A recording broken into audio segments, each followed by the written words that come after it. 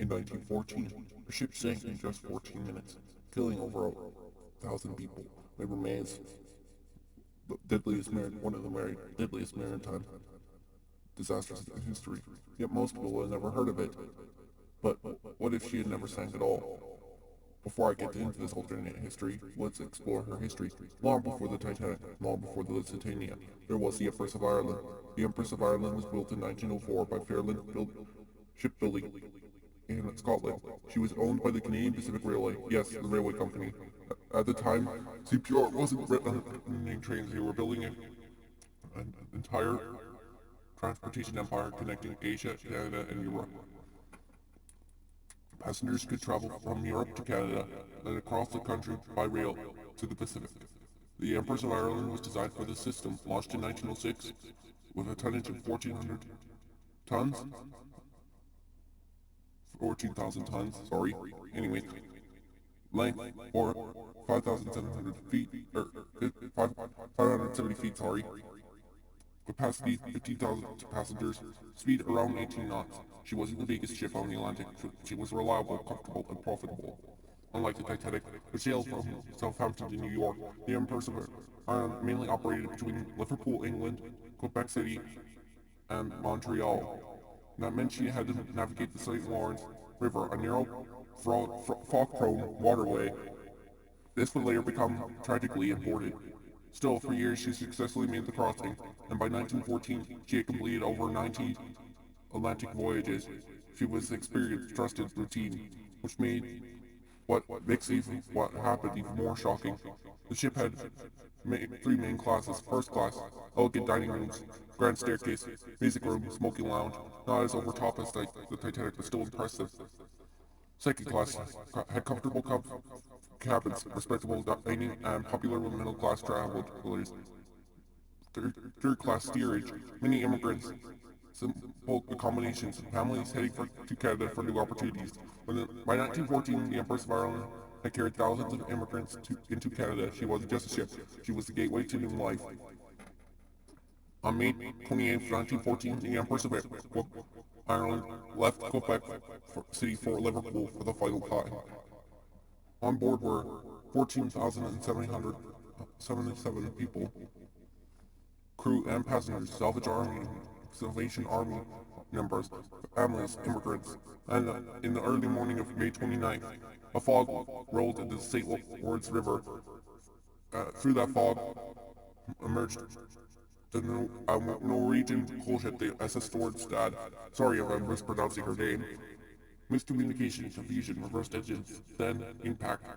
The Stordstad tore into the Empress's side. Water flooded it immediately, and within 14 minutes the ship was gone. Over 10,000 people died. It remains one of the worst peacetime disasters in history.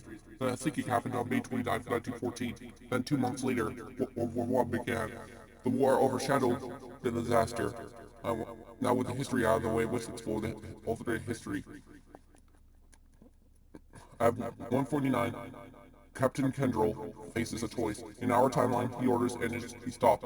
The Empress loses steerage, drifting in the fog, but in another timeline, he chooses differently. Slow ahead, steady as she goes. The engine thunder, the rudder answers. The Empress holds her line. Through the mist, the storm started and emerges close enough to see her bridge lights, but she is no longer on a collision course. At 11:55, or 1:55, the ship passed safely. The Empress continues down the St. Lawrence and into the open Atlantic, and arrives at Liverpool. When war breaks out in 1914, the British government begins requisitioning civilian liners for war service.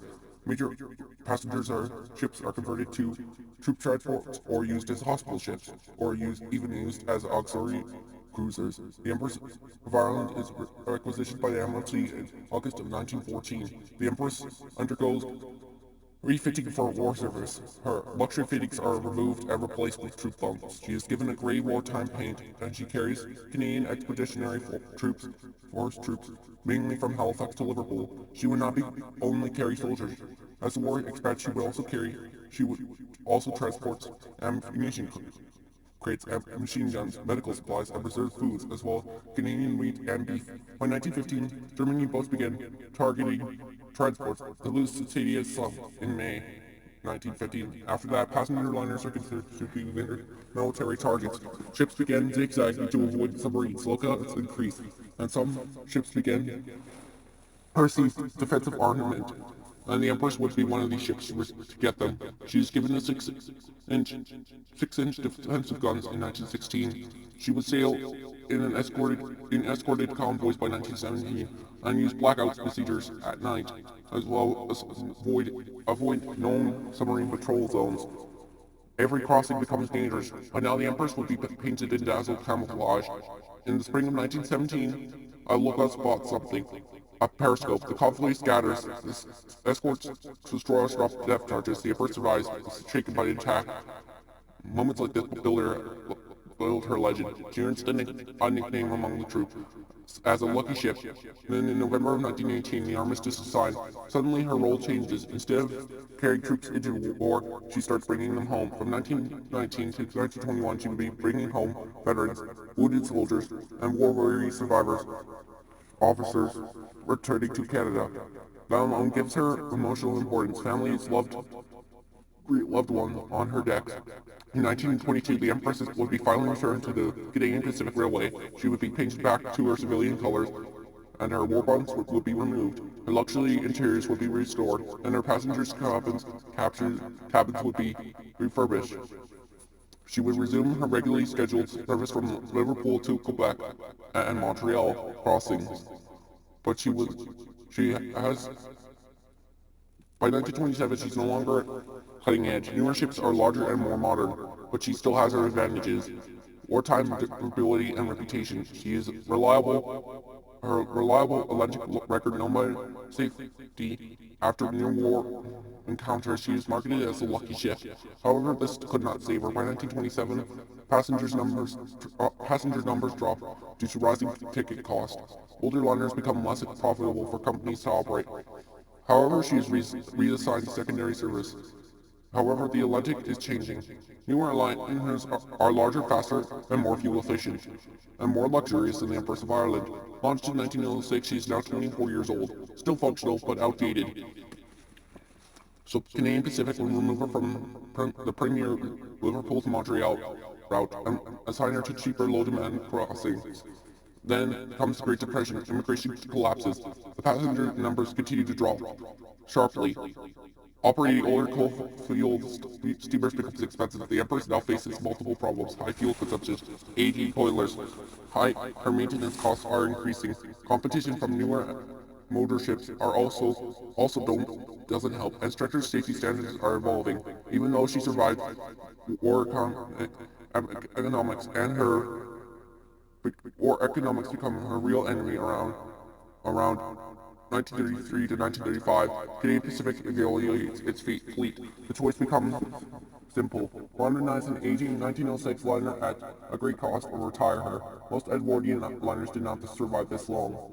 But in the shadow of the Great Depression, sentiment did not pay the coal bills in 1935. After nearly 3 decades of service, Canadian Pacific made its decision. She was sold for scrap in the spring of 1933. The Empress of Ireland made one final voyage across the Atlantic. No passengers, no soldiers, no cheering crowds at the rail, just a skeleton crew. Her engine still worked, coal-fired, but was still functional. So she sailed under her own power from Canada to Britain, from the New World back to the Old. The Atlantic crossing she had crossed so many times felt quieter. This time there would be no return voyage. This was to be her last one. She steamed slowly into uh, I cannot pronounce this. For Scotland. It was close to where she had first been built nearly 30 years earlier. She was delivered to Toss W. Ward's yard at Inverted thing. I cannot pronounce the name for the life of me, sorry. One of Britain's largest shipbreakers. There was no ceremony, no headlines, just paperwork, and then the cutting began. Her fittings were removed first, then her lifeboats and her funnels, and then the great steel plates that once crossed the Atlantic were cut apart and lowered to the dock. The ship that had carried troops to war, survived submarine threatened seas, and was nicknamed the Lucky Ship.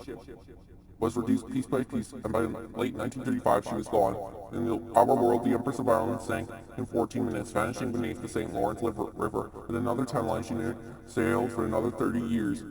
She was not remembered as a tragedy, she was remembered as a working ship, one that served her time. In surviving disaster, she lost something else, immortality. Sometimes history remembers ships for how they die, but in another world, the Empress of Ireland is remembered for how she lived. She truly would have had a great life if she had not sunk on that fateful foggy night. If you enjoyed this alternate history video about the Empress of Ireland, make sure to leave a like. It really helps the channel grow, and if you want to see more alternate history scenarios and history videos, consider subscribing so you don't miss the next video. What do you think would have happened to the Empress after 1914? Would she have survived the war or faced a more completely different fate? Entirely. Let me know your thoughts in the comments below. I'd love to read your ideas. Until then, thanks for watching. This is the Road Taken signing off, and I'll see you next time.